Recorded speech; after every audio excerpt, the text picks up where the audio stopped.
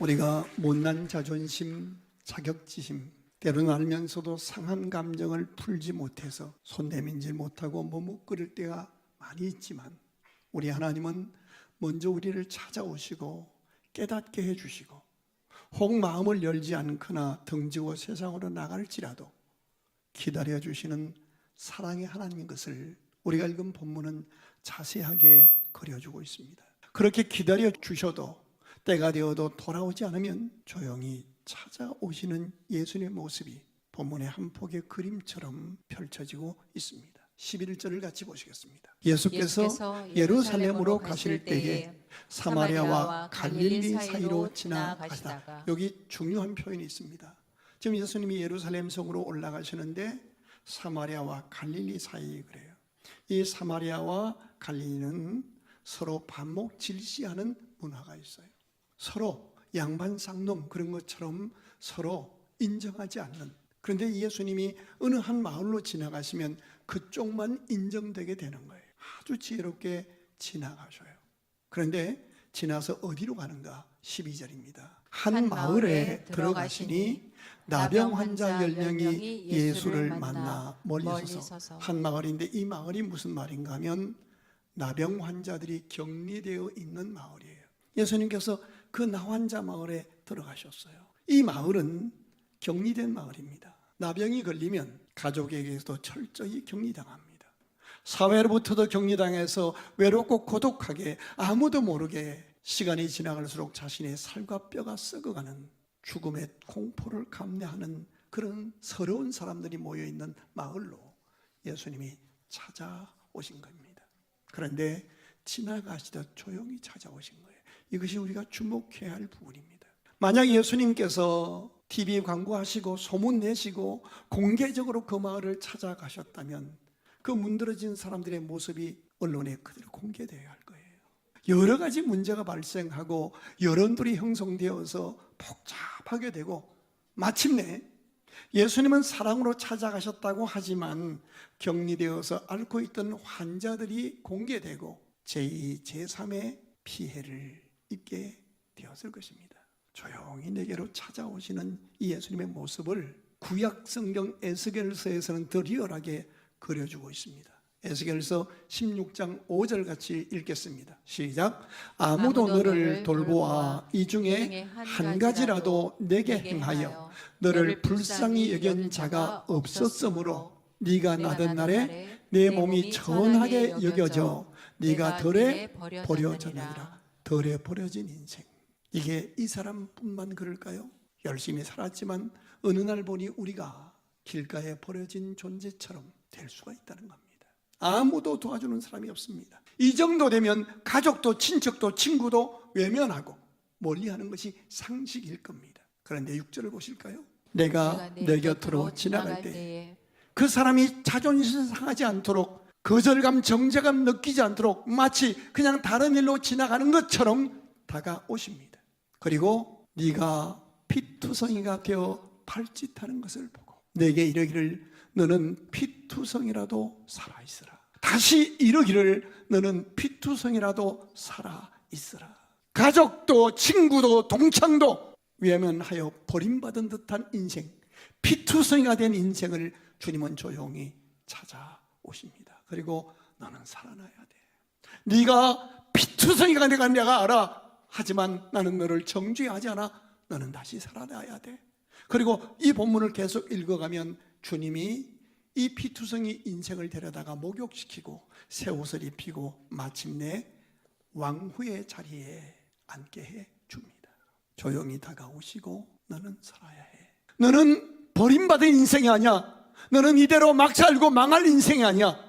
회복되어 복되게 살아야 할 소중한 존재야 라고 말씀해 주는 것입니다.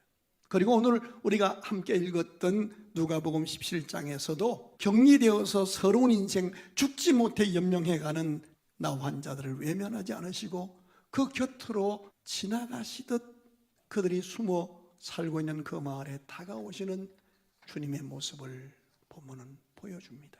그리고 그 예수님의 모습을 멀리서 알게 된 나 환자들의 반응을 보실까요?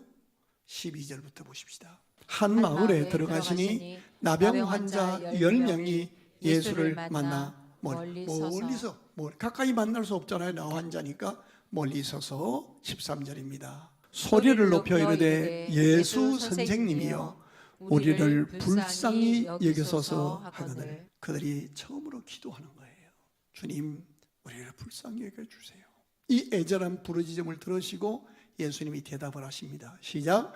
보시고 이르시되 가서 제사장들에게, 요즘 말로 말하면 너 교회에 가서 담임 목사에게 너희 몸을 보여라 하셨더니 그들이 가다가 깨끗함을 받았다. 이제까지는 태어났지만 남들 다 가는 교회, 문둥병이기 때문에 갈 수도 없는 거예요. 그런데 주님이 가라 하니 그 말씀 믿고 순종하여 가는데 자신의 몸이 나아지는 거예요. 자신의 병든 몸이 깨끗해지는 것을 깨달은 10명의 나 환자들이 얼마나 놀라고 기쁘고 감사한 일이겠어요. 그런데 본문에 보면 그렇게 고침받은 10명 중 단 한 사람만 예수님께로 돌아와서 영광 돌리고 감사했습니다. 10명 가운데 단 한 사람 다시 예수께 돌아와 감사하며 하나님께 영광 돌린 이 사람은 사마리아 사람, 즉 가장 소외된 자였고 우리로 말하면 새신자였다는 얘기입니다. 그리고 예수님이 그에게 말합니다. 일어나 가라, 너의 믿음이 너를 구원하였느니라. 사실 나병은 살아있으나 공동체 밖으로 쫓겨난 병입니다. 단지 피부에 있는 병이 문제가 아니라 관계 단절입니다. 가족과도 단절됩니다. 부모와도 단절됩니다. 교회와도 단절되고 사회에 단절됩니다. 그것은 곧 죄로 인해서 하나님과 관계가 끊어진 인간의 모습을 상징합니다. 겉으로 보기에는 멀쩡합니다. 학력으로, 돈으로, 권력으로 포장해서 그렇다게 살지만 속을 들여다보면 그 마음이 병들어 있습니다. 부부간에, 부모 자식 간의 대화가 단절된 지가 오래입니다. 영혼이 피투성이가 되어서 죽어가고 있습니다. 그것이 바로 하나님을 잃어버린 인간의 실존임을 그려주는 것입니다. 문제는 그렇게 버려진 인생들의 불쌍히 여겨주소서라는 외마디 기도를 외면치 않으시고 들어주셔서 치유의 길, 돌아올 길, 감사의 길을 열어주셨기에 환자들은 예수님 만나고 고침받게 된 거예요. 그렇게 간절히 원하던 소원이 이루어졌고 그렇게 간절히 원하던 자유를 얻게 된 것입니다. 그러니 얼마나 갈 데가 많았고 가고 싶은 곳이 많았을까요? 10명 중에 9명은 어디론가 가버렸습니다. 그런데 한 사람이 돌아왔습니다. 15절을 보시겠습니다. 그 중에 한 사람이 자기가 낳은 것을 보고 큰 소리로 하나님께 영광을 돌리며 뭐하여? 돌아와. 여기 돌아와의 줄을 쳐보십시오. 그리고 18절입니다. 이 이방인 외에는 하나님께 영광을 돌리러 돌아온 자가 없느냐 하시고, 여기 9명은 고침은 받았습니다. 인생의 문제, 어려운 난제는 해결함을 받았습니다. 그런데 그들은 돌아올 곳을 잃어버린 사람들이었습니다. 문제 해결을 받았으나 먹고 떨어진 사람들이었습니다. 예수님이 이렇게 말씀하신 때가 있어요. 너희가 나를 따라온 것은 떡을 먹고 배가 부른 까닭이라. 교회 갔더니 문제가 해결되고 교회 갔더니 하나님이 기도 들어주셔서 자녀가 잘 되었더라. 그래서 따라왔다는 거예요. 이 본문의 사건을 통해서 추수감사절 아침에 우리 자신에게 조용히 물어야 할 질문 3가지가 있습니다. 하나는 나는 돌아갈 본향이 있는 사람인가? 성공했을 때에도 돌아가서 영광 돌리고 감사할 사람이 있고 하나님이 있는가? 실패했을 때에도 있는 모습 그대로 돌아가 안기고 내 눈물을 드릴 나의 하나님이 절대자가 내게는 있는가? 내 삶이 곤고할 때, 내 삶이 잘 풀렸을 때 돌아가서 영광 돌리며 함께 기뻐할 처소가 있는가? 자유가 있습니다. 성공했습니다. 고침받았습니다. 여건이 좋아졌습니다. 물질도 있습니다. 시간도 있습니다. 그런데 돌아가서 영광 돌릴 본향을 잃어버린 사람들, 나를 있는 모습 그대로 기다리시는 그 하나님을 덩져버린 9명 같은 먹고 떨어지는 인생 아닌가? 이 말씀을 여러분에게 드리려는 것은 여러분의 마음을 불편하게 해드리라는 뜻이 절대 아닙니다. 우리가 해결받고 고침받고 문제가 해결된 다음에 떠나가버린 영혼 9명의 사람처럼 그렇게 우리가 먹고 떨어진 인생으로 살았다 할지라도 그럼에도 불구하고 아직까지 오늘도 나를 기다리시는 주님은 여전히 동일한 사랑으로 우리를 온전히 치료하시고 회복시키시고 복되게 하시려고 기다려주시는 분이라는 사실을 본문을 통해서 함께 나누고자 말씀을 드리는 것입니다. 오늘 우리가 어떻게 살아왔든지 우리에게 길이 열려 있습니다. 그 인생의 길 끝에는 나를 안아주시는 창조주 하나님이 기다리십니다. 이 본문을 읽다가 감동을 받았던 제이퍼라는 미국의 한 여성이 시를 하나 써요. 그리고 그것을 곡으로 만든 노래가 하나 있습니다. 찬송가 525장입니다. 함께 이 노래를 드리고 싶어요. 이 찬양을 드리는 동안에 여러분 영혼이 하나님께로 돌아와 하나님이 주시는 평안과 안식이 회복되고, 여러분 가족 가운데 아직도 돌아갈 본향이 예비되지 않은 사람, 돌아올 하나님께로 돌아오지 않은 영혼이 돌아오는 은혜가 그에게 임하기를 간절히 사모하는 마음으로 우리 이 찬양을 함께 드리겠습니다.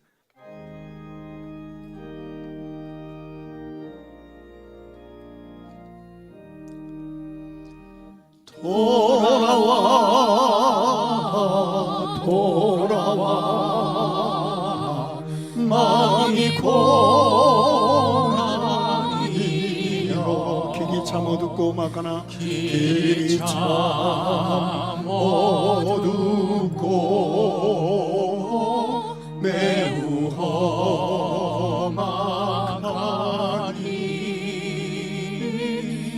집을 나간 자여 어서와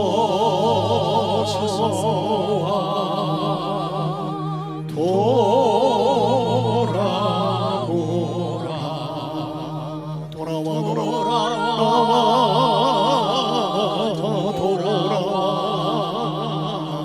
해가 질 때까지 기다리고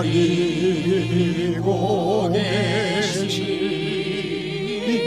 우리 아버지께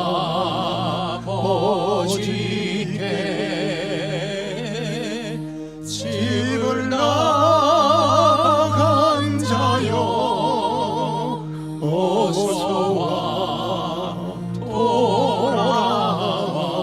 어서와 돌아오라. 어서와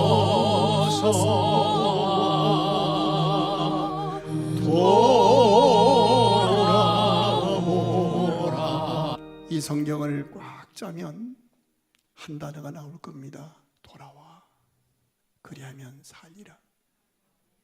어떤 모습이든 하나님의 품으로, 가정의 품으로 돌아오십시오.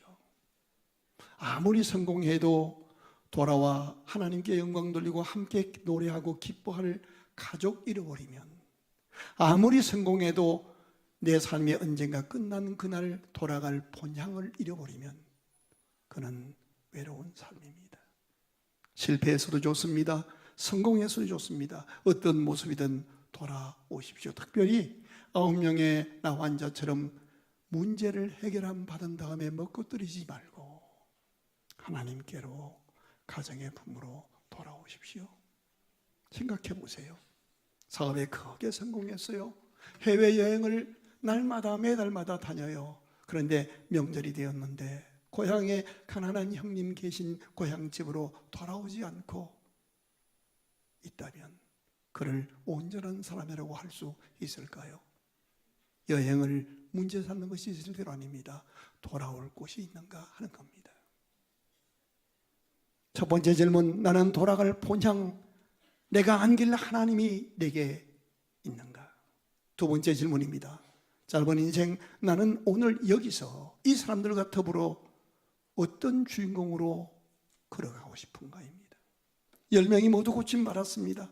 그런데 돌아와서 감사하며 영광 돌린 감사의 주인공은 한 명이었습니다.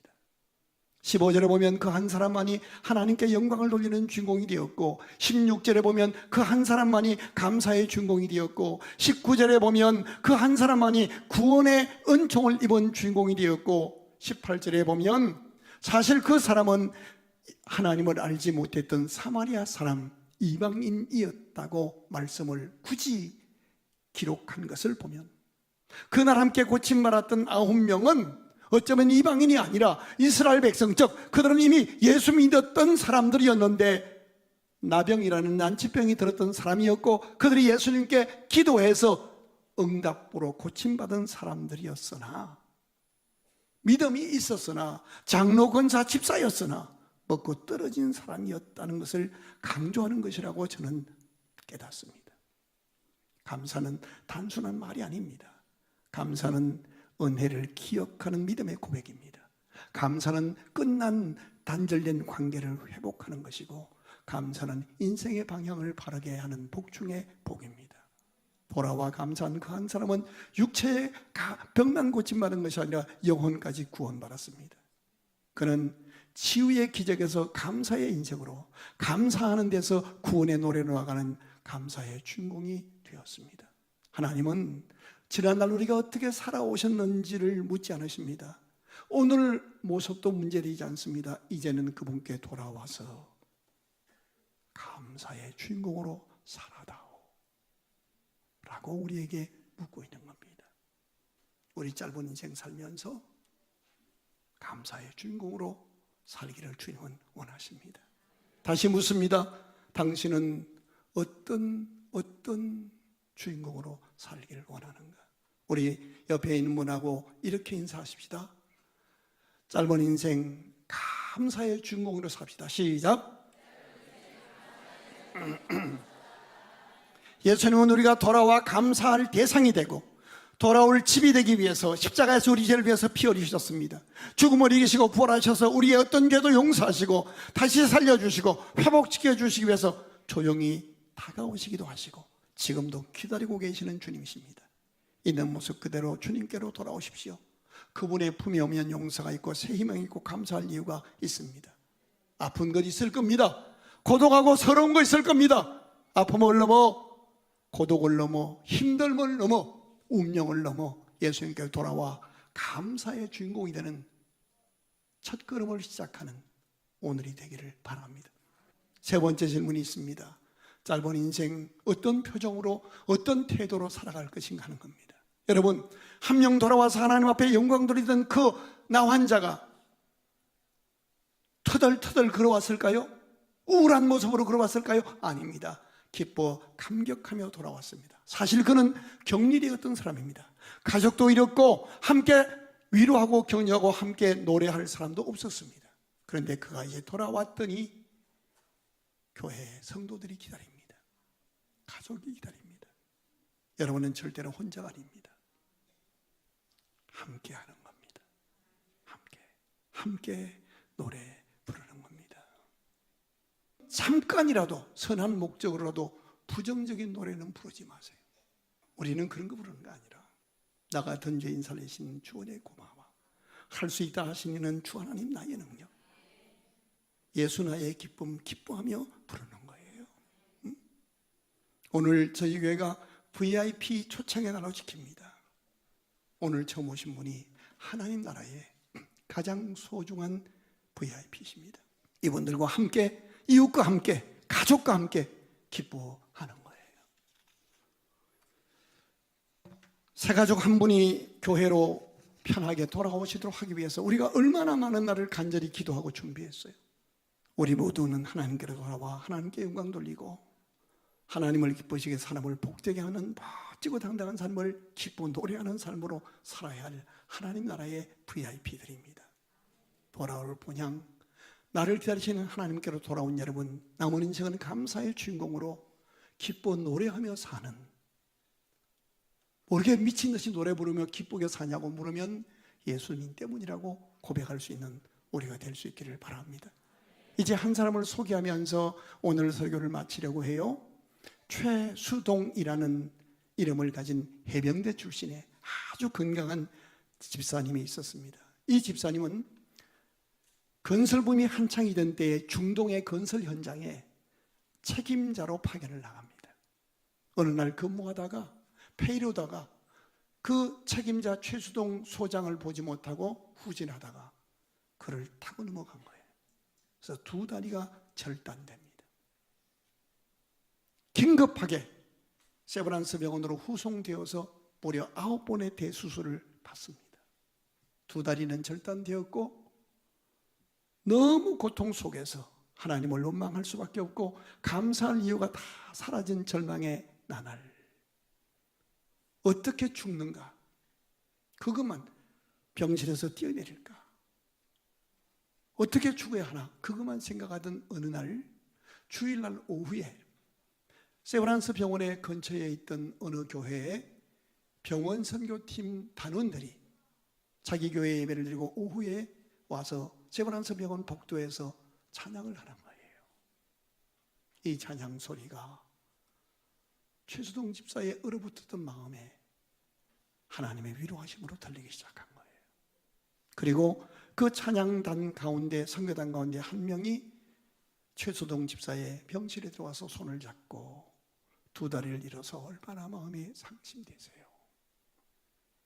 그런데요, 집사님, 제가 병실을 돌면서 찬양하고 위로하다 보니 집사님보다 더 많은 것을 잃어버린, 더 많은 몸의 부분을 잃어버리고 내일을 기약받지 못하는 환자들이 많이 있음을 봤습니다. 그런데 그 가운데 다 잃어버리고도 감사하는 분이 계셨음을 봤습니다. 형제님, 감사는 상황이 아니라 믿음의 선택인 것 같습니다. 그 선교단원의 말이 집사님의 마음을 움직인 거예요. 그는 그날 밤에 한없이 울면서 하나님 앞에 기도했어요. 그리고 어느 날 어느 순간 주님, 건강과 두 다리를 잃은 것보다 남아있는 것을 이제 알았습니다. 두 눈이 남아있고 말할 입이 남아있고 두 팔이 남아있고 심장이 남아있기에 나는 여기서도 감사하겠습니다. 그의 입술에 감사가 살아났습니다. 그리고 그가 휠체어를 끌고 같은 병실에 있는 사람들에게 자기가 느꼈던 것을 얘기하기 시작합니다. 사람들이 위로받고 노래하기 시작합니다. 그는 휠체어를 타고 신학교에 입학합니다. 그리고 목사가 됩니다. 최수동 목사님입니다. 이분이 병실마다 다니면서 휠체어를 끌고 나중에 이분이 그 몸에다가 또 뇌졸중, 중풍까지 걸립니다. 그래서 완전히 팔을 못 쓰게 됩니다. 그 와중에도 감사하면서 하나님의 사랑을 전하기 시작했을 때 하나님이 그를 고쳐주셔서 두 다리 대신 의족을 끼고 지금도 나이가 많으신데 찬양하며 각 병원을 다니며 하나님의 사랑을 전합니다. 그 노래 가운데 불 속에라도 들어가서 주의 사랑 전하리. 우리가 사는 현장이 어쩌면 너무 치열해서 불구덩이 속에 들어가는 것처럼 그렇게 힘들 수도 있을 겁니다. 그러나 하나님이 살아계십니다. 그 불 속이라도 들어가서 주의 사랑 전하고 감사의 주인공으로 그렇게 살다가 언젠가 우리 인생 끝나는 날 주님 오라 하면 하나님의 품에 노래하며 갈 수 있는 구원의 주인공이 되시기를 주의 이름으로 축원합니다.